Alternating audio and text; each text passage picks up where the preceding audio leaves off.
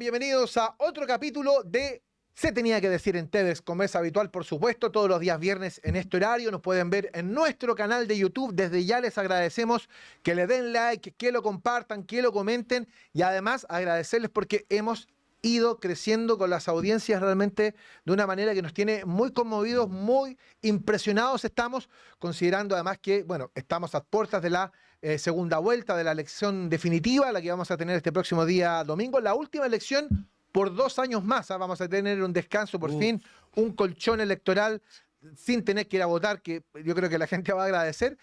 Y tenemos muchas cosas para conversar en la jornada de hoy. Primero con el abogado Marcelo Brunet, ¿cómo le va? Estoy pensando qué es lo que vamos a hacer con los 2 años sin elecciones. No van a haber juicios electorales. Muy bueno. Es tu negocio, Brunet. ¿Qué vamos a hacer? Empobrecerme. No, nada.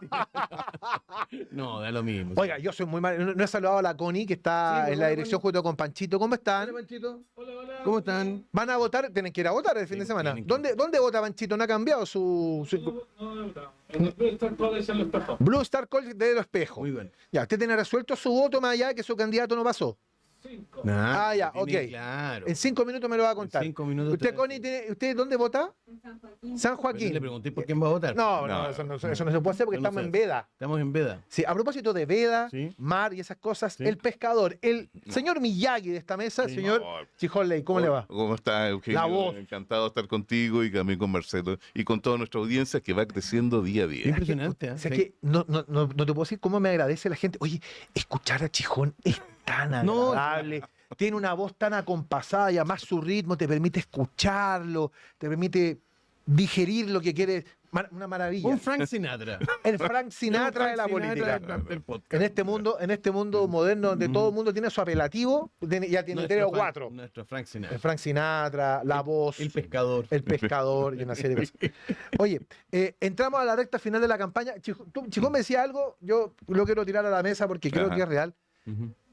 A ver, esta ha sido una campaña fome. Dígalo, eso, Fome. fome. Claro. En la segunda vuelta, una Claro. campaña absolutamente aburrida. Sí, Es sí. tan así que en un país que está en el vértigo electoral, que se te vayan colando noticias de otras cosas como muy raro, Sí. poder romper la agenda con otras cosas. Viste, hemos hablado de Simpertigue, hemos hablado de una infinidad de cosas que dejan en evidencia eso. No, pero además Chijón. ocurre lo siguiente, digamos, empiezan a aparecer como temas importantes, cosas que son absolutamente menudencias. ¿Ya? Bueno, Simpertigue no es una menudencia. No, por supuesto pero que no. en términos de la política específica y de la parte electoral, empiezan a ser, no, es que fulanito dijo esto, o la candidata tal dijo esta otra cosa, que en realidad de mover la aguja, no mueve la aguja. Esto yo creo que está claramente decidido y la duda es por cuánto. Claro, esa es la duda, porque en el fondo, a ver, todas las encuestas, bueno, en realidad la confiabilidad de las encuestas quedó muy a mal traer después de la primera vuelta, que Eran nadie golpeaditas, sí. nadie vio ver el fenómeno París y todo eso, Ujú. pero más allá de eso igual, las encuestas que están, todos los números indican que hay un ganador claro y evidente, que es José Antonio Kast, y la duda es ¿por cuánto? Y esa es la... ¿Tenemos que hacer una apuesta? No vamos a llegar a eso de la apuesta. Además no podemos.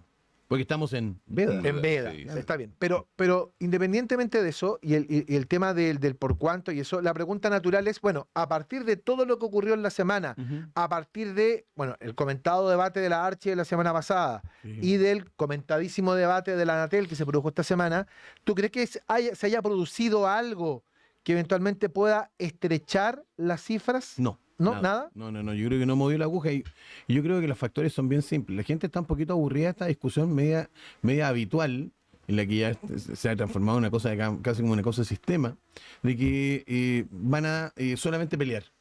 Entonces, como que la gente asume que lo de Cara con Kast van a llegar a sacarse trapitos, van a llegar a pelear en una forma bastante poco agradable. Yo por lo menos me quedé Pero a con la sensación- gente igual le gusta el Sí, morbo. pero pues, me quedé con la sensación de que la gente percibía, a mí por lo menos me pasó, y creo que varias personas me dijeron lo mismo, que esto era casi como una pelea de matrimonio. Pero sin moderador. como los papás divorciados. Con los papás divorciados y sin moderador. O sea, hay otros amigos abogados que me hablaban de una especie de terapia, una especie como sesión de mediación, sin el mediador al frente, digamos. O como si lo volvemos, digamos, a los ejemplos musicales de los 80, Pimpinela. No sé. El debate El debate Pimpinela. Pimpinela. El debate de los Pimpinela, no me había dado cuenta de eso. Porque sí, además, el contrapunto que se iban haciendo. Pero ¿sabes qué? A mí me gustó el formato del debate, porque ¿sabes qué? Yo he sido muy crítico en las redes sociales respecto de una circunstancia que a mí me incomoda mucho, y es el protagonismo del periodista. Ujú. Cuando es el periodista el que al final pasa al reel, Claro. pasa al short de YouTube. Sí. Porque, no sé, porque encara, porque le tira una cifra, lo que le pasó a la Connie Santamaría, que Claro. le tiró el tema del El tag, el tag. que el tag no era así, que el tag era así, que los dos tenían razón, al final tiene que salir Connie Santamaría con un video ayer explicando el asunto. Entonces, cuando el debate es entre el periodista y el candidato, eso es lo que a mí no me gusta, Claro. porque convierte al periodista en protagonista. Sí, claro. Claro. A mí yo prefiero el debate que, o sea, si vamos a tener Pimpinela, prefiero mil Claro, veces Pimpinela. dejémoslo solo en el escenario Obvio. y disfrutemos. Y que digamos. canten, Claro. Pero el punto es otro. Fíjate que efectivamente yo creo que, ambos debates, de los cuales había mucha expectativa, no movieron la aguja. Ahora, hay algo que podría mover la aguja en el margen, que es la actitud que las ciertas bases de izquierda muy activas han estado tomando de hace unos 10 días a la fecha Ujú. y que va a seguir, no sé, hoy día, mañana, que es un ataque, por decirlo así, en la base a la persona, a la salida del supermercado, a la salida del metro. Tú estás viendo una cantidad de brigadas, en el buen sentido de la palabra, Claro. gente movilizada, activista, tratando de torcer un poco la mano al destino. A mí me han ¿eh? contado de gente incluso que va a los paraderos de micro. ¿En serio? Sí, Gente que se sí, sí. instala a los paraderos de micro y que empieza a preguntar, oiga, mire, ¿Has tal pensado por cosa. quién va a votar? A ver, claro, que hace una misión evangelizadora. Sí, Claro. Lo que así deja en evidencia dos cosas. Uno, que el comando Jara sabe que tiene la elección cuesta arriba, Ujú. pero bueno, ellos están reaccionando y están buscando una manera de hacerlo. Pero tú coincides, Chijón, de que en el debate no pasó nada que pudiera reducir eventualmente Hay algo sí que yo quiero rescatar del debate que también puede mover la aguja nuevamente en el margen, pero en un margen un poco mayor, ¿ya? Que es digamos, la acusación implícita que hizo la candidata Janet Jara a Corina Machado de ser golpista o de haber tenido actitudes golpistas. ¿Por qué? Porque veníamos viendo en 2 semanas anteriores una fuerza importante, una actividad importante no contra, digamos, tratando de asustar a la comunidad venezolana con el programa de José Antonio Caz. El tema de la expulsión. El tema de la expulsión, y efectivamente, porque tuvimos un problema en la frontera con Perú, yo creo que eso ya está fuera de discusión. Pero por otro lado, ocurre que con esa gafe, que es no sé de dónde salió, habría que analizarlo, lo que ocurre es que ella, digamos, pone le clava un puñal, por decirlo así, al ícono de la comunidad venezolana, no solamente en Chile, sino que prácticamente en todo el mundo, digamos. Gracias, muy Entonces, torpe. desde ese punto de vista, dice, oye, pero perdóname, ¿qué estás diciendo? ¿Ya? Y se revierte sin querer, probablemente, sin querer queriendo, como Sí, dices. claro. Una campaña que venía teniendo un relativo éxito también en el margen, ¿te Ujú. fijas? ¿Ya? Entonces, ¿qué porcentaje podremos ver hoy día? No puedo decirlo porque estamos en veda, ¿ya? Claro. Pero por otro lado, creo que esto Pero tú estás vuelve. hablando de un margen que va entre los 15 y los 20, o sea...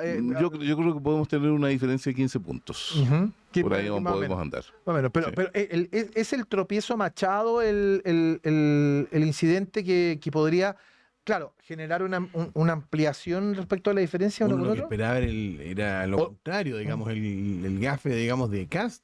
Uno pensaba de que, de hecho, digamos, la tesis de la candidata Jara era salir a torearlo para que se equivocara. Un poco como la tesis esta de cachureos del señor Lápiz. Sabemos que se va a equivocar, entonces estamos esperando que se vaya a equivocar, se va a equivocar, y no se equivoca. Mm. O sea, porque O sea, si el gato Juanito asesoró a Kaiser, A podemos Kaiser. esperar que el señor Lápiz probablemente haya asesorado a Janet Jara. Sí, digamos. claro. la frialdad en eso, de mantener, o sea, hay un mérito en mantener la cabeza fría y no caer en la tentación de la provocación. Eso es un gran mérito de Cast. Mm. Por el otro lado, lo de Jara es además particularmente torpe. Porque pensemos lo siguiente. Todo el mundo pendiente respecto de si María Corina había logrado salir de Venezuela, si había logrado llegar a Oslo, si iba a llegar a la ceremonia. Se emocionan todo el mundo con la hija y la madre que reciben, todo el mundo emocionado. Un discurso del presidente de la Asociación del Premio Nobel maravilloso, de nuestros amigos telespectadores. Los recomiendo, por favor, búsquenlo en Google y léanlo. Se van a emocionar, de verdad se van a emocionar. Pone a María Corina Machado a la altura de Gandhi, lo pone a la altura de Martin Mandela. Luther King, de todos, de todas aquellas personas, es en el fondo la pone al nivel de Mandela, digamos, latinoamericana. Es impresionante, es impresionante la torpeza de tirarse contra. Es como tirarse contra Don Francisco en la mitad de la Teletón. Ahora, fíjate que Buen ejemplo. yo creo que esto tiene que ver con un detalle que lo comentó el otro día Nicole Rodríguez con Fernando Villegas, que creo que tienen toda la razón.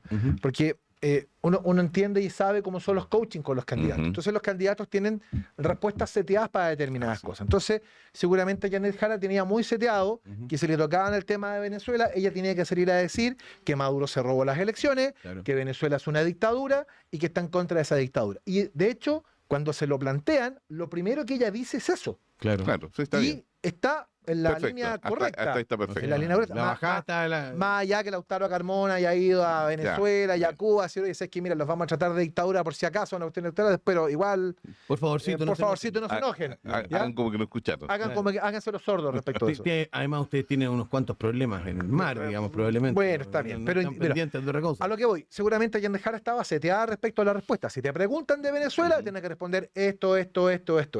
Pero como dice Nicole Rodríguez, cuando a un niño le preguntan ¿cuántos 2 más 2? Y el cabro sabe que son 4 y le dicen ya, y multiplicado por 2 y quedaste ahí. Y no tenía ahí la respuesta.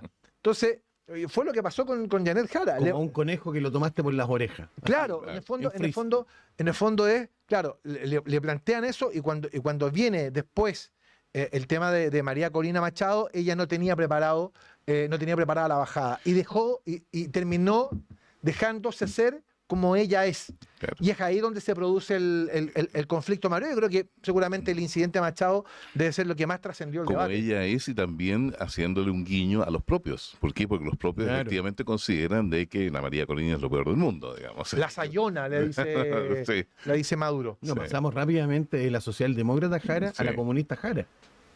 Entonces, cuando tú has estado toda la campaña tratando de desmarcarte de que eres comunista, incluso diciendo que vas a renunciar, si es que eres presidente, vas a renunciar a tu condición de militante, y de pronto te acuerdas que eres comunista y actúas como comunista, mal. Bueno, pero a mí me gusta analizar los seteos, porque en el fondo aquí hay un esfuerzo, yo creo que hay un esfuerzo exitoso hasta cierto punto de Janet Jara por pretender mostrarse como la líder de un grupo socialdemócrata. Ella dijo que ella pertenecía a una herencia de la centroizquierda chilena.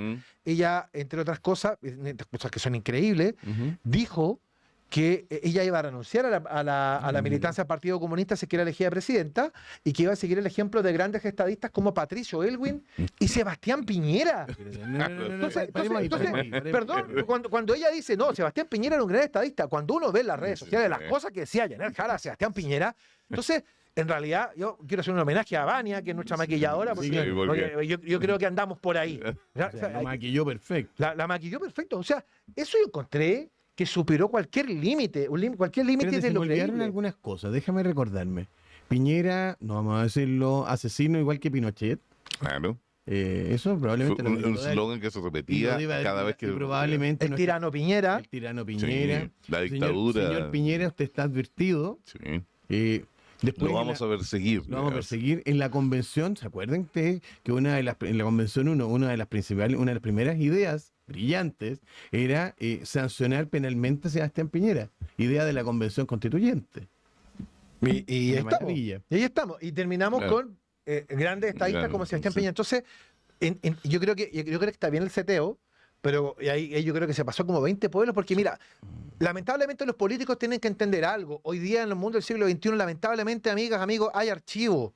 Y el archivo está ahí. Entonces, y el archivo no miente. Y el archivo nunca muerde, como decimos los periodistas. Entonces, yo creo que fue una contradicción demasiado evidente que ella, que es militante comunista, que insisto, hay archivo donde ella denota al presidente Piñera de manera brutal, termine hablando de un gran estadista, una contradicción en sí misma. Sí, eso por una parte, y por otro lado yo creo que refleja la desorientación en general del comando, y de que una cosa es el coaching, lo cual está bien, hay que tener un cierto entrenamiento para este tipo, porque además son instancias muy estresantes los debates, ¿no? Porque tú no sabes lo que te va a venir, no sabes lo que te va a contestar el otro, está bien, ¿ya? Pero por otro lado, cuando empieza a haber un exceso de coaching, digamos, y te empieza a desnaturalizar a ti como persona, sencillamente por alguna parte se te escapa. Mira, Sí, la Jara, yo siento que a Jara le pasó un poco eso, Marcelo, que en el fondo Sí. esta mujer chispeante, Sí. esta mujer que se ponía a bailar y que era tan simpática, de un minuto a otro la metieron en un gulag, compadre, y me sacaron una cuestión maqueteada que apenas sonríe. Y que incluso está formateada hasta la forma en la que habla. A mí hay un experto en marketing político, me dio la frase que probablemente resume esto. Uno puede cambiar aspectos del candidato, pero no puedes cambiar al candidato. Claro. Si tú cambias al candidato, cometes una falsedad, digamos, y tarde o temprano eso termina por los vericuetos de la vida, termina explotando por alguna parte. Ahora, yo había mencionado el tema el tema de cómo, del antes y el después, digamos. Y había mencionado el tema de la convención, y aquí yo creo que hay que hacer en particular recuerdo a esa iniciativa maravillosa llamada Cárcel para Piñera, del estadista Sí, Piñera, por supuesto, estamos claro. hablando, votos a favor de don Mauricio Daza, don Hugo Gutiérrez, doña Vanessa Hope, doña Natividad Yanquileo, perdón, don Daniel Stingo, doña Manuela Arroyo, gente que afortunadamente uno tiende a olvidar, menos mal. Pero insisto, el archivo está ahí. Ahí está, no sé. El archivo nunca muere. Absolutamente. Ahora, a ver, está puesta arriba de la mesa el debate, esto como decía antiguamente, como decían los antiguos relatores de fútbol, este es un partido que no va a cambiar el ganador si puede cambiar el resultado. Así lo veo yo también. Claro, pero Chijón dice una diferencia de 15. Todos han hablado de la expectativa del 62-38. ¿Lo ve más Sí, improbable? Yo lo veo un poco más improbable porque estoy pensando en el votante de París, fundamentalmente, porque es donde van a estar los votos. Bueno, ¿no? ese es un aspecto importante también, el votante de París. Claro, porque todos los otros votos ya están contados y ¿Hay sumados. un votante de Parisi propiamente tal? A ver, hay alguien que votó por Parisi Claro. por distintos motivos. No hay un motivo único para votar por Franco Parisi en su momento.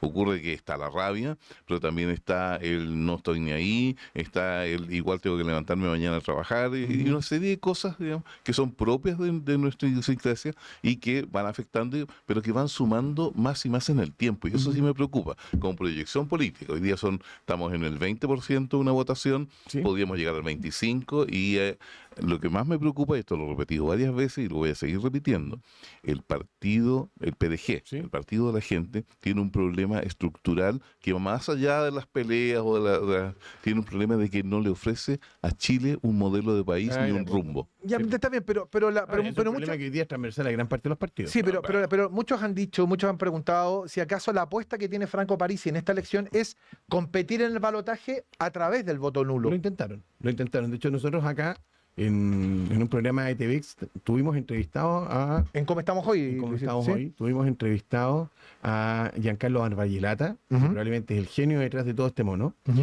y al presidente del PDG, a Rodrigo Bautones. Batones. Y, a ver, hay dos cosas que llamaron la atención. Yo le pregunté directamente si es que ellos consideraban que podían apropiarse los votos nulos.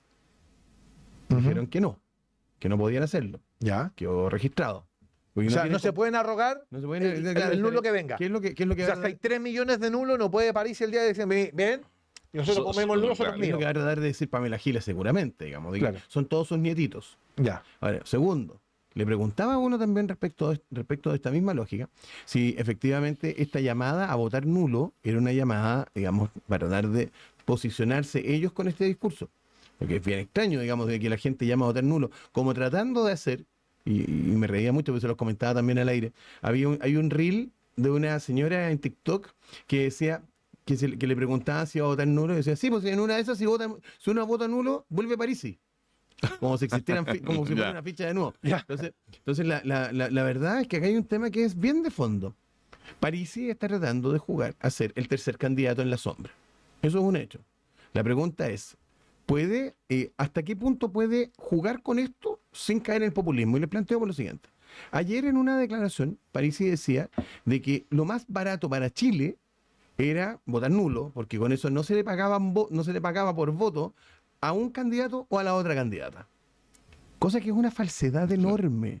Cualquiera que conozca el sistema electoral chileno y el sistema de financiamiento electoral sabe que la única plata que se le devuelve a los candidatos es contra gasto efectivamente Ajá, rendido. así es. Por lo tanto, no es que- Independiente de los votos claro, que haya sacado. no además, es como, ¿no? exacto, no es como Parisi pretende plantear que esto es una especie como de que los candidatos hacen una campaña, se forran de lucas de vuelta. Bueno, él conoce bien cómo funciona el mecanismo, porque a él le ha Claro. funcionado bien. Porque finalmente lo que ellos hacen finalmente es justificar la cantidad de plata que reciben con los gastos adecuados y lo cuadran bien. Y después, dicen algunas personas que estuvieron en el PDG, piden el diezmo a los candidatos. Pero ese es el funcionamiento de ellos. Eso no significa que en segunda vuelta alguien vaya a ganar un peso más o un peso menos porque voten por él. Eso no es así. No Entonces funciona yo así. llamaría a descartar de inmediato esta tesis ridícula de que anular es una economía para Chile porque es mentira. Bueno, buen detalle que lo pongas arriba de la mesa, porque en verdad hay mucha gente que está muy confundida respecto de eso. Sí, claro. Mucha gente confundida, Chijón, en estas cosas que quedan de los años 70, que el voto blanco se suma a la mayoría. Claro, Hay una serie de cosas que Pero están- fíjate que el argumento de Marcelo, digamos, quiero abundar en eso, en un matiz, que es el siguiente. Franco Parisi está, por supuesto, apostando a quedarse, a apropiarse de los votos nulos, pero también hay algo muy arraigado en la costumbre del votante chileno, que es que no me gusta perder el voto. Y si tengo voto obligatorio, si me voy a levantar temprano, si voy a hacer la lata de darme una... Voy a votar a ganador, po. Voy a votar por el ganador. Claro. No quiero perder el voto. Entonces, yo creo que el impacto de los votos nulos va a ser mayor que el promedio, pero no va a ser 3 veces lo que... Compartiro, lo que hemos ayer visto. hablábamos de eso. Vamos a hablar, Pancho de la tesis, y fíjate que pensándolo bien, a lo mejor no es tan alocado, que puede ser que estemos hablando un 10% sobre el total del padrón de votos blancos y nulos. Estamos hablando de 1.300.000, 1.400.000. 1.400.000. No es alocado, no es alocado pensar en eso. Ya, pero, Considerando que además en primera vuelta tuvimos cerca de 400 y tantos mil entre blancos y nulos al final. Ujú. No fue tanto, ¿eh? No, No, es no, tanto. no fue tanto. Pero fue- probablemente hoy día, considerando el elector obligado, que probablemente va a llegar a votar de mala gana, a lo mejor terminamos, y parte que efectivamente sí consideran que el voto nulo es un voto castigo, porque no le gustan, citando, ni fachos ni comunachos. Cada día me carga más esa frase, fíjate. Que cada Lo que día- pasa es que es una falsa dicotomía. es una dicotomía, falsa es una dicotomía dicotomía, mentirosa, claro, es verdad. sí. Pero le resultó. Aparece, No, no, aparece, en este momento aparece el sí, resultado. está ¿Saben dónde partió esa frase? Acá. Sí, no, Tuvimos entrevistado a París y en algún minuto se le ocurre.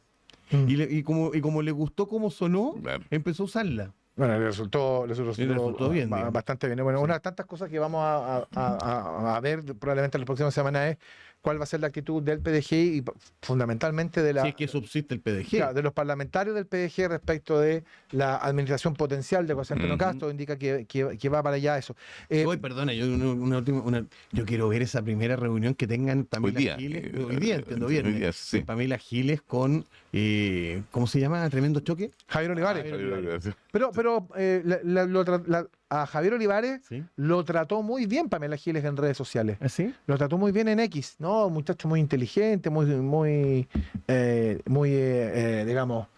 muy letrado, Sí, sí, y muchacho sí, está muy bien. guapo y una serie de cosas como es la Pamela. Muy letrado. Claro, entonces habló maravillas de él. Entonces dije, ya, esto va a intentar un poco atizar. Yo quiero el traer a la fuego. memoria una frase de Laconte, el sumo sacerdote de Troya. Yo pensé que era cuando Miguel frente- Laconte, no, gran la- tenista la- francés. Laconte, pero- digamos. Cuando frente al caballo dijo, timido danaos dona ferentes. Temed a los griegos cuando hacen regalos. Ah.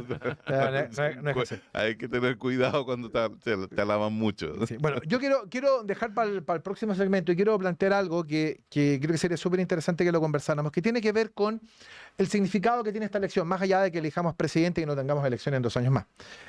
Y que tiene que ver con la idea del cierre de un ciclo. Ujú. Un ciclo que parte con la revolución de octubre para cambiarlo todo y que probablemente va a terminar el domingo con una contrarrevolución que lo que busca es recuperar lo perdido. Que son periodos de 6 años. Es impresionante. Entonces, yo no sé si este ciclo político marca en definitiva ese cierre. ¿A ti te parece que va por ahí o no? Que hay varias cosas. Cuando uno piensa que en solo 6 años cambió todo, yo quiero contar 2 anécdotas. La María de los Ángeles fue a un concierto. María de los Ángeles, tu señora. Fue un concierto hace 6 años atrás de Ismael Serrano, donde Ismael Serrano llega al concierto simulando que venía de las protestas. Ya. Sobre todo una cosa performática, digamos, simulando de que él está constitucionalizando. Anoche fuimos a un concierto de Andrés Calamaro. Y Calamaro, que todos sabíamos que era, digamos, liberal, bien tirado para la izquierda, etcétera. Ayer hablaba de, bueno, y yo no sé cómo vamos a calificar eso de octubre que ustedes tuvieron hace algunos años y que provocó tanta violencia y destrucción. Y uno escuchaba esto. Y, Me cambiaron a Calamaro. ¿Quién es este señor? ¿Por qué graficó esto? En solo 6 años hubo una modificación de péndulo increíble. No estoy diciendo nada que probablemente nuestros telespectadores no sepan. La valoración que tenía el estallido social hace 6 años atrás era del 65-66%. Y hoy día la gente que cuestiona y critica el estallido social como una cosa negativa es más o menos el mismo porcentaje. Claro. Entonces, obviamente, hay algo que cambió. La pregunta es si eso significó, como dicen algunos analistas, un cambio de clivaje, y que finalmente hoy día ya no estamos en el clivaje de dictadura-democracia de Pinochet, sino que estamos en el clivaje rechazo del 2022. Y yo tiendo a creer que sí, y la pregunta es ¿hasta cuándo y cuánto tiempo tiene ese clivaje? Es un muy buen debate que vamos a sostener con Chijón Ley y con Marcelo Brunet a la vuelta de la siguiente pausa, porque ya tengo la mención sota en mis manos. Y la mención sota dice así: ¿estás amenazado de embargo o tienes informes comerciales negativos? No te preocupes más. En chiledeudas.cl contamos con abogados expertos en defensa de juicios por deudas, eliminación de informes comerciales negativos y expertos en ley de quiebra. Búscanos en redes sociales y entérate de todos nuestros servicios. Recuerda, tus deudas tienen solución junto a chiledeudas.cl. Si estás viendo la señal abierta de TEDx, es el momento de la pausa comercial. Nosotros seguimos con Marcelo Brunet, con Chijón Ley en esta noche de viernes a 2 días de la elección presidencial. Si estás viendo el programa el día domingo, seguramente ya sabes cómo termina la historia, pero el análisis... O sea, si lo estáis viendo el viernes también. Sí, bueno, y el sábado también. El sábado también.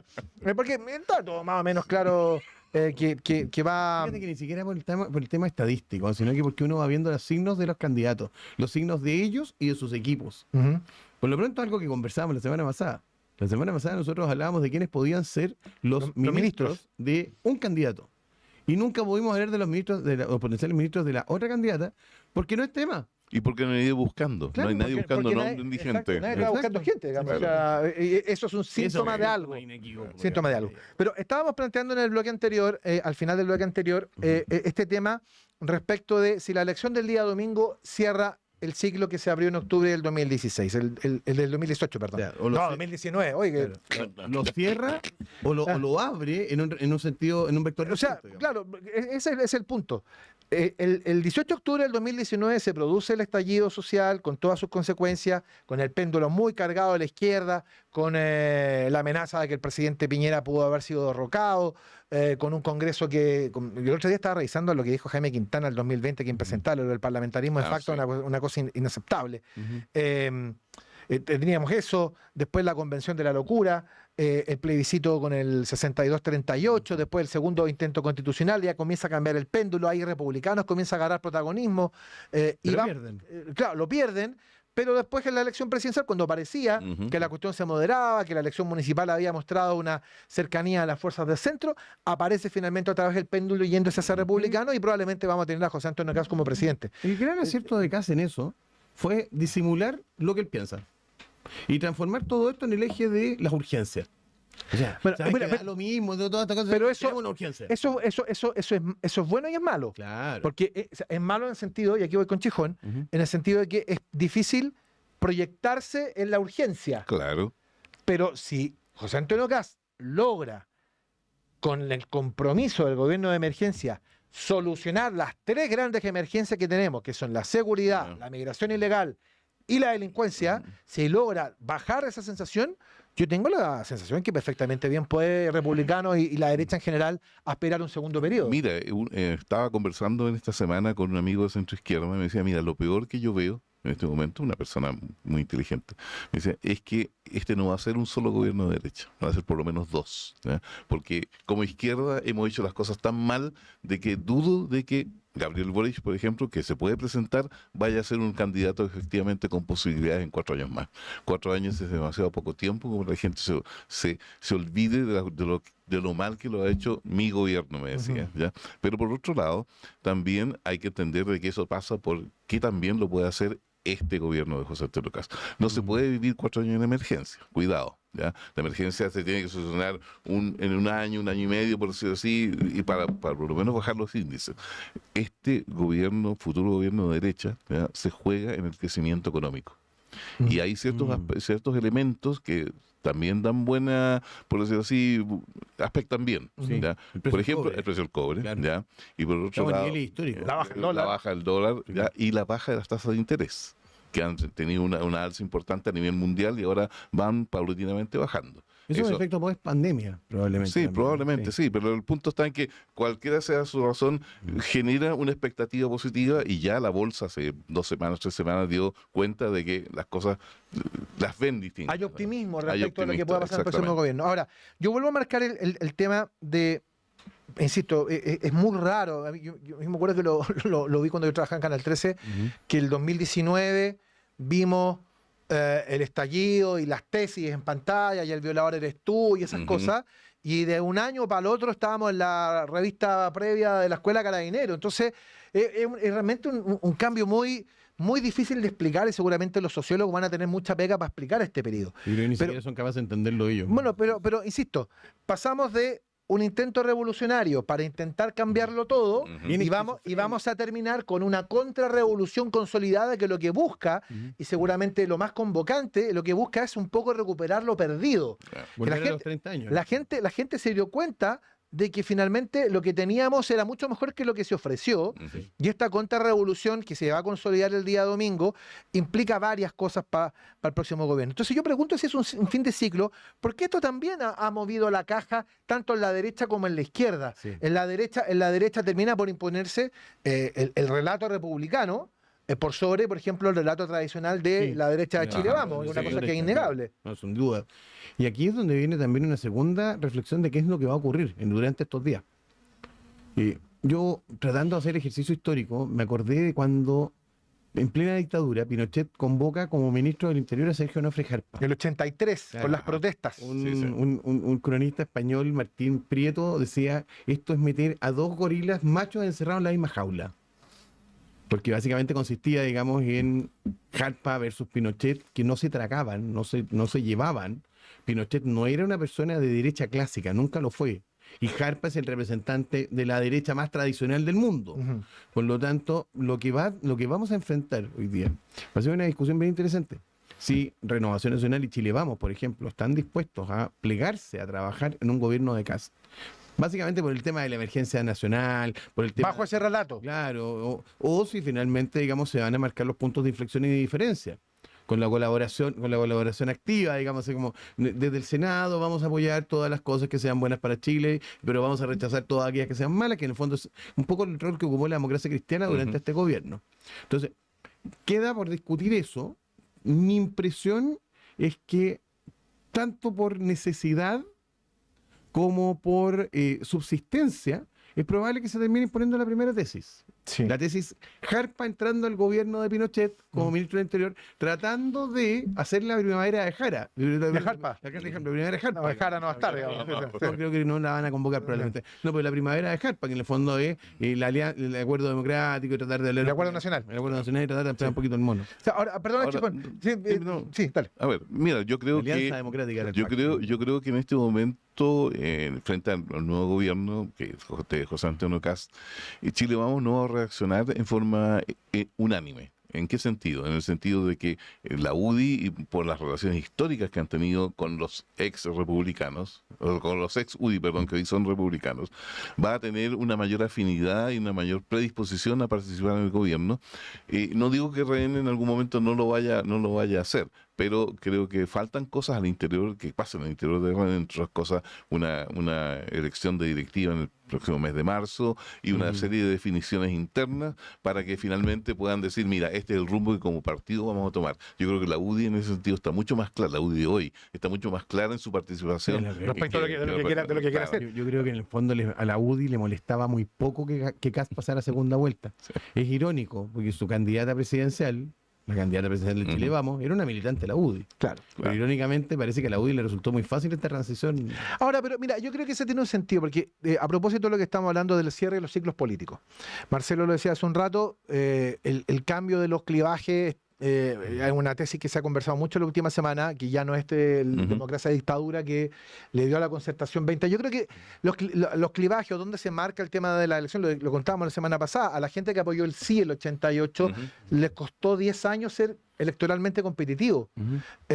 Y Y claro, esa fue una elección dramática, emocional y que marcó el destino del país. Ahora, la Concertación tuvo la capacidad de administrar precisamente ese clivaje y esa mayoría por 20 años. A Pinochet sin Pinochet. Claro, en el caso del clivaje del apruebo o rechazo, del 62-38, se abre una posibilidad, y también lo quiero preguntar, vinculando un poco lo que ustedes decían, respecto de si es posible, a ver, armar una gran concertación yo lo veo complejo. No veo en un mismo gobierno un ministro libertario con un ministro de demócratas, no lo veo. Pero sí podría dar, o sea, si se da eso sería una señal muy potente.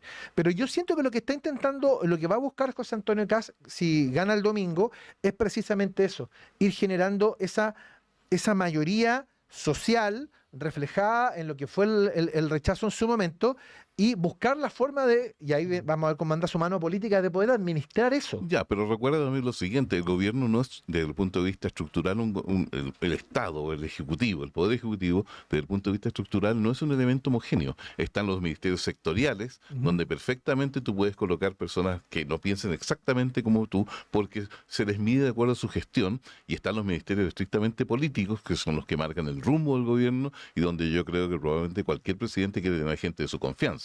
Así que ahí la cosa funciona distinto. Porque lo planteo desde el siguiente punto de vista, porque a José Antonio Kast lo apoya un arco político, quiero remarcar esto, muy grande. O sea, desde los votantes de Johannes Kaiser hasta demócratas, y amarillos. Andrés Joanet también se sumó, que era presidente amarillo. Claro, entonces, tienes un arco donde tú tienes detrás de José Antonio Kast a todo el rechazo. Y por eso que todo el mundo dice, bueno, esto puede ser un 60-40, 62-38, claro, como pasó el 2022. Pero el concepto de un gobierno de emergencia, ese 62% te calza. Yo creo que es posible. Si tus objetivos son terminar con la migración ilegal, combatir directamente la delincuencia, el narcotráfico y el terrorismo en la Araucanía, y si tu objetivo es mejorar la economía, son tres cosas muy prácticas, muy claras y muy concretas. Yo creo que tú tienes la posibilidad de utilizar ese arco político para avanzar en eso. Mira, yo voy, el problema, perdona, ¿dónde viene la fractura? Y ahí es donde yo después quiero hacer un mensaje al presidente Kast. Ya lo proclamamos. Sí, en el ¿dónde está el riesgo? ¿Dónde está el riesgo? El riesgo está en el gustito. Y cuando nos metemos en el gustito, esa mayoría gigante se te puede resquebrajar. Entonces, vuelvo a decir, yo sé que va a estar la tentación de, mira, como decía Chijón, un gobierno de emergencia, no te puedo dar los 4 años. Pero el compromiso de José Antonio Kast es un gobierno de emergencia y la gente que lo va a votar probablemente por eso, por encontrar la solución a esos 3, 4 temas de emergencia Ahora, social. yo no siendo adivino voy a ejecutar un acto de adivinación o de premonición o lo que sea. Ya. El tarot de Chijón. El I Ching de Chijón Ley. Estamos. El I Ching. Ahí está mejor. Mira, yo creo que vamos a tener un gobierno futuro de derecha que va a tener 2 ciclos. Un primer ciclo de 2 años, porque yo creo que la emergencia y con la necesidad y la voluntad de acción que vemos ya pueden, no sé si solucionar, pero por lo menos bajar bastante los malos índices que tenemos hoy día en los 3 elementos de emergencia que tú mencionas. ¿A ti te parece que en 2 años se puede hacer eso? Sí, yo creo que sí, fíjate. No tanto por la economía va a tener un repunte más lento, pero en términos de delincuencia y en términos de inmigración, yo creo que sí. Pero el punto es otro, ¿ya?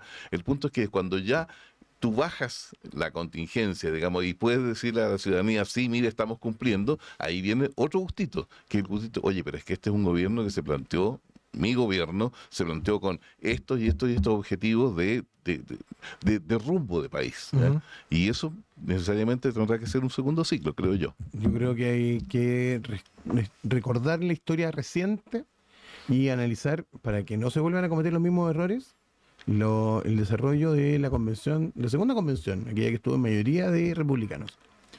Cuando a republicanos se le planteó la alternativa de un proyecto constitucional que era generado por acuerdos y que tenía... Pero los expertos, pero un acuerdo... fue aprobado desde republicano hasta Partido Comunista. O sea, estaba Carlos Frontaura, a quien yo creo ningún republicano le puede decir que no. Y ese es un acuerdo que llegó desde allá hasta el Partido Comunista. Sin embargo, cuando se vieron con las mayorías suficientes, empezaron con los temas con las temáticas, digamos. Les entró el tema del gustito. rodeo, El gustito, el tema del gustito. rodeo, el tema del aborto, el tema de reducirse esta clase de derechos sociales. Entonces, yo creo que el éxito de un gobierno del presidente Kast, también lo vamos a proclamar, ya estamos sí. en esto, digamos. El éxito del gobierno del presidente Kast va a pasar por el tema de escuchar. No tengo ninguna duda que él es inteligente, que finalmente lo puede hacer, pero escuchar los signos de los tiempos y no ser goloso en el fondo. Porque Claro, la el gusti- esa es la tentación del gustito. La Sí, eso, tentación del gustito. eso es lo que yo insisto, que ya lo vivió. Por eso yo te pregunto, y les pregunto a los dos, el ejemplo de lo que ocurrió en el segundo proceso constituyente, que termina fracasando fundamentalmente porque hay un porcentaje importante de la propia derecha que sale a votar en contra, uno dice, bueno, la gran lección, y yo creo que José Antonio Kast la aprendió, también en relación a sus últimas, sus dos primeras oportunidades cuando fue candidato. Y en el fondo es, no te metas en temas valóricos. Por eso yo creo que fue muy inteligente y por eso que empatizó muy rápido con la gente. La tesis del gobierno de emergencia. Sí. ¿Saben que estamos en una emergencia profunda que tiene 3 grandes patas y lo que vamos a hacer es, estamos trayendo al médico que va a hacer la operación final para resolver el problema? De acuerdo. Y por otro lado, digamos, también, este es una avenida de doble vía. José Antonio Kast en su momento se planteó y se puede seguir planteando exclusivamente en estos 3 o 4 temas, digamos, y también está la vía contraria. La gente le cree. La gente lo acepta. A ver, el chileno no es tonto. Los votantes nunca jamás son tontos. Y ellos saben perfectamente y conocen cómo es la personalidad de la persona por la que están votando. Y así todo van y votan. ¿Y por qué? No solamente por el sentido de emergencia, sino también porque, recuerda, el rechazo, el primer rechazo, ya el gran rechazo del primer... Del 22. Del 22, tiene que ver con que yo no quiero que me refunden el país, yo no quiero que me den vuelta, digamos, de atrás para adelante, digamos, la chaqueta, no, yo quiero que me mejoren esto. Sí. Y el votante de París, especialmente ya, es aquel votante que busca, oye, denme oportunidades, que me llegue algo de lo que estamos haciendo todo y que esto no se concentre solamente en las élites o en la gente más rica. Porque además un detalle bien importante, quiero pasar a la última cosa antes de que entremos en la recta final del programa. Quienes eventualmente se pueden decepcionar y descolgar de un gobierno de Kast tienen múltiples posibilidades. Sí. Porque no necesariamente esa oposición va a ser una oposición que venga desde la actual izquierda. Ajá. Como dice Chijoneta, también está el PDG, y si el PDG logra sostenerse en el tiempo como una fuerza política relevante, es una alternativa muy clara frente a una caída de las encuestas o alguna... Ni hay que olvidar a los nacional libertarios. Ya, bueno, también Johannes Kaiser es Claro. una alternativa. Ahí viene la dicotomía si le conviene más a Kaiser entrar o no entrar al gobierno. Pero yo aquí en esto creo que es importante marcar el punto y creo que Chijón lo explicitó bien. Kast tiene 2 opciones. O cae en la tesis refundacional, que yo creo que ya él tiene claro que no le funciona. No lo hizo en campaña y no veo por qué tendría que hacerlo como presidente. Ahora, uno encontraba de repente gustitos de gente como Mesa que se dan, digamos, Sí. unas gafes, digamos. Y que esos son medios incontrolables al final. O el profe Silva, que de repente también salía con alguna cosa Claro, rara. el diseño, lo que pasa es que el diseño rígido del Partido Republicano, que les ha funcionado muy bien, funciona en la medida de que no tienes tanta gente a la cual controlar. Hoy día tienes 31 diputados. Casi pueden ser 32 o 33, no es alguien del PDG se va para acá, digamos. O sea, entonces, en esa perspectiva, mantener ese control es una cosa compleja y darse gustitos siempre tiene un riesgo. O la otra alternativa es recordar el momento más exitoso de los años 80 de la política de Pinochet, que fue capaz de traer a alguien con quien no creía, con quien no comulgaba.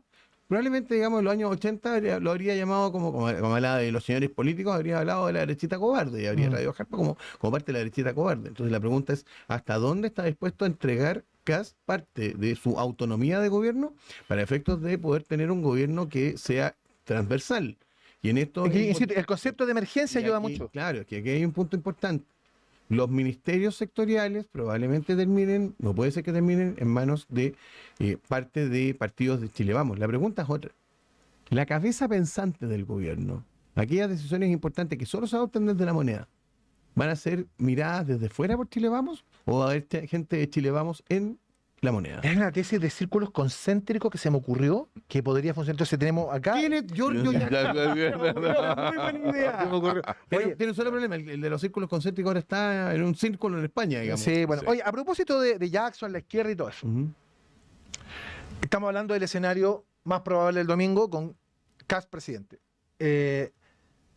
Marcelo decía hace un rato, Chijón también, todo esto va a depender de la amplitud de la derrota de la izquierda.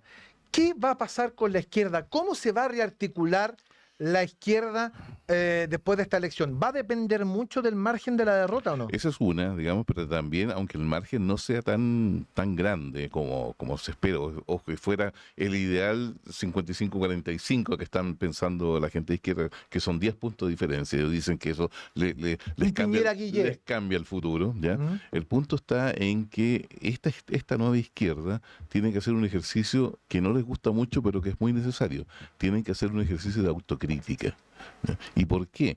Porque yo creo que en la medida en que nos vamos todo el padrón envejeciendo, digamos, y se van integrando nuevos jóvenes, ¿ya? La mayoría va a ser el votante tipo Parisi. Claro. No digo que vaya a votar por Parisi, pero ese nuevo votante que es fruto de los 30 años, que ha vivido una parte importante del crecimiento económico, que hoy día no lo ve, va a seguir exigiendo crecimiento económico porque es gente muy pragmática. Claro. Y ¿cómo se puede ser pragmático? O sea, ¿cómo se puede enfrentar una izquierda que te plantea la visión de sueño, digamos, ya el futuro socialismo, lo cual, llámalo como lo quieras, frente a gente que dice, oye, pero lo quiero ahora? O la lógica de las minorías, que probablemente, digamos, ha sido el centro y el leitmotiv del funcionamiento del pensamiento de izquierda de los últimos 20 años. O sea, el discurso de apoyar a las minorías y solo centrarse en ellas probablemente se agotó. La Cloe y compañía. Exacto. Después de la caída del muro de Así Berlín. es. Exacto, exacto. Todo eso con alguna forma se cayó. Carlos Gominami, en alguna entrevista bien interesante, contaba de que él visualizaba que el gran fracaso de la centroizquierda fue haberse plegado al gobierno de Boric sin haber puesto condiciones. O sea, después del plebiscito del 2020, 22, perdón. Después del plebiscito del 2022, les ofrecieron meterse al gobierno y ahí donde tuvo el gran error. Dijeron que bueno, el tiro. ¿Sabes qué más? Ya bueno ya. Como el ya bueno ya normalmente no claro. genera buenas cosas en la vida, los telespectadores lo saben. Sí. El ya bueno ya, digamos, tiene que venir con alguna condición. Lección para la izquierda y lección también para la centro derecha. Sí. Ahora, hay una cosa que también considero que es relevante poner encima respecto a este debate. Es uno, la actitud de Gabriel Boric. ¿Qué va a pasar con él como presidente? Tiene un proyecto inmobiliario maravilloso. Sí, también, pero ¿en dónde se va a posicionar él? El tema de qué va a pasar con la vieja concertación, yo creo que Paulina Doanovich lo resuelve buscando acuerdos con el Partido Comunista y eventualmente con el Frente Amplio. Yo creo que ahí va a haber un núcleo importante y por lo tanto va a haber un problema con la centroizquierda que es muy relevante. Pero fíjate que el otro día conversaba con una personalidad del PS y me decía algo que bien relevante, también va a la línea de lo que dice Chijón, que es muy interesante, que el Partido Socialista y la izquierda, en líneas generales, siempre le habló al pueblo trabajador, siempre le habló a los trabajadores, le habló a los obreros. Sí. Pero estamos en un siglo XXI donde cada día más el trabajo se entrega a la tecnología. Claro. La tecnología está sustituyendo el trabajo obrero. Ya los obreros son cada día menos. Hoy día la tecnología está supliendo eso. Estamos en presencia de un nuevo trabajador que hoy en Chile con un teléfono celular puede estar trabajando para alguien en Italia. Ajá. Sí, claro. Entonces la vida, el mundo del trabajo cambió en 180 grados y la izquierda no ha sabido no solamente renovarse en esa interpretación, sino que no ha logrado interpretar a este nuevo trabajador del siglo XXI. Lo que ocurre es que cuando Marx establece el materialismo histórico y el materialismo dialéctico, lo establece con un carácter que él autodenomina científico. Y cuando tú te planteas así, y además generas una suerte de espíritu religioso en torno a una cosa que en el pizarrón funciona muy bien, pero que en la realidad no funciona, empieza a pasar lo siguiente. La evolución normal, porque hay cosas que Marx no podía prever, ¿no? Hace de que hoy día, por ejemplo, el proletariado no exista. Porque el proletariado, por definición marxista, era aquel hombre, aquel ser humano, que solo tenía para ofrecerle a la economía su fuerza de trabajo y sus hijos, su prole. De ahí viene el nombre del proletariado. Y ahora más encima, terminando el siglo XX y comenzando el siglo XXI, la clase obrera, que se supone que es el motor de la revolución, toda la fuerza conductora hacia el nuevo paraíso social, tampoco existe. O sea, perdón, va a capítulo diminuto. Lo que tenemos hoy día, y es por eso que París lo interpreta mejor, y por eso es que la izquierda se encuentra en este problema y la articulación de la izquierda hace más compleja, es que hoy día Chile cuenta con una amplia y robusta clase media. Así es. La dicotomía de los pobres contra los ricos Los explotadores contra los explotados. ya no está presente. Hoy tienes una gran clase media que aspira a mejores servicios y una mejor calidad de vida, pero ya habiendo salido de la pobreza. Ese es el gran mérito. Sí. Ese es el gran mérito. Yo creo que ahí está el principal error de la izquierda, el no haber reivindicado su propio legado. Esa es una, digamos, no haber reivindicado, pero es que el legado no lo puede reivindicar. ¿Y por qué? Porque es fruto del capitalismo. Y ellos odian el capitalismo. Hay un problema en eso que Francis Fukuyama lo representa muy bien en uno de sus últimos libros, y que es la lógica de que en algún minuto la izquierda, después del muro de Berlín, después de la caída del muro de Berlín, repiensa un poco su postura y tiene que centrarse en lo que Laclau finalmente termina desarrollando sobre la perspectiva de la izquierda representante de minorías. El problema está en que la esencia de la lucha de clases, que es lo lógico del marxismo, supone que hay una clase obrera que es mayoritaria y no una clase minoritaria, digamos, de boutique. Y una clase de obreros y trabajadores que es universal. La izquierda perdió el universalismo de su concepto. Y muchos marxistas hoy día lo resienten y mucho. Claro. Bueno, esta idea de Laclau de la dialéctica de las minorías, en el fondo el tema, la dialéctica, señores, son los buenos contra los malos. O sea, nosotros somos los buenos, ellos son los malos. Entonces los pobres, la clase los explotados, nosotros contra los explotadores. Exacto. Los racistas contra nosotros que somos los antirracistas. Los feministas contra el machismo. Pero eso te victimiza la política, y la victimización nunca ha salido nada bueno. No, y además te lo reduce, digamos, a un tema sectorial, muy de nicho. Porque una persona mapuche hoy día tendría que tener alguna razón para sentirse de izquierdas. ¿Solo por el hecho de ser mapuche, por ejemplo? Es absurdo. Una persona, digamos, de orientación sexual, una persona gay, lesbiana, etcétera, por el solo hecho de serlo, tendría que sentirse de izquierda.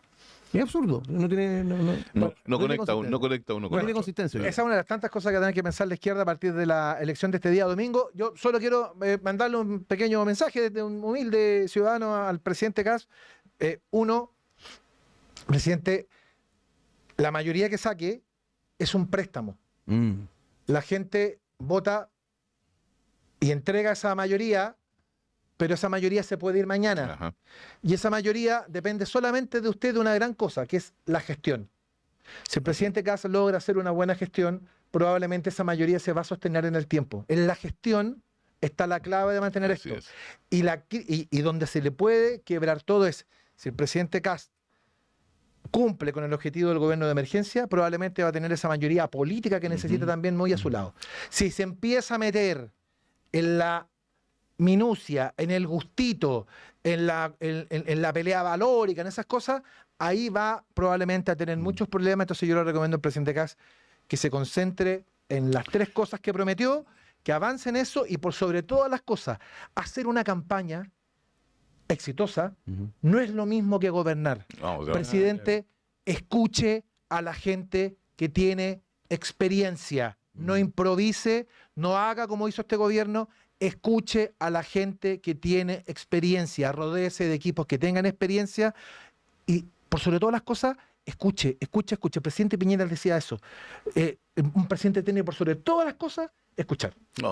Y que recuerde también lo siguiente: si algo falló y algo contribuyó enormemente al desprestigio de este gobierno que termina, fue precisamente los fallos en gestión, los flagrantes fallos en gestión. Claro. Entonces, es lo que más debe evitar. La gestión es la clave. Una última recomendación al presidente Kast tiene que ver con lo que pasaba en Roma hace cerca de 2000 y tantos años. Todos conocemos esta historia.